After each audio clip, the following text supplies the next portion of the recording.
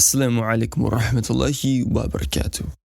So when I first started to practice Islam a bit more openly, some of my friends would say, man, you should be a bit open-minded and more flexible with your beliefs rather than conforming specifically to Islam.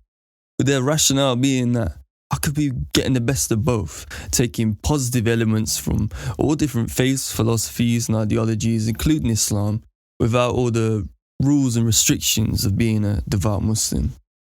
And this is a popular approach with New Age spirituality, taking selective elements from various different influences without ever conforming to a specific religion or ideology.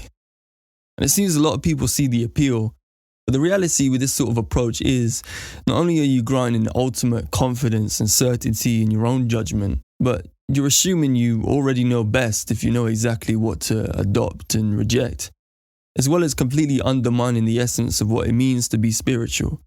It becomes less about searching for objective truth, meaning and purpose, and more about completely butchering theological frameworks of established beliefs and clawing together ideas that suit you. Quite often this is a result of thinking that all spiritual and religious positions are completely removed from any type of logic or reason. And that simply isn't the case. We've got plenty of rational arguments to justify belief in a creator. Not only the various iterations of the cosmological arguments or highlighting the incoherence in concepts like an infinite regress, but we can also demonstrate why it's necessary for the creator to have certain characteristics like free will and distinct oneness.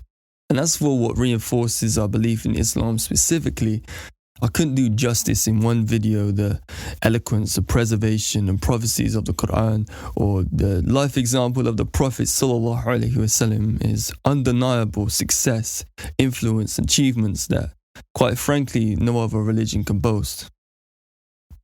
So while this whole notion of being open-minded is great prior to gaining knowledge in a certain topic, I'm not outright dismissing the potential for new knowledge to change the way that you already perceive a certain topic. But it makes absolutely no sense to grant the same level of consideration to two conflicting ideas, with one having significantly more or less reason to justify it.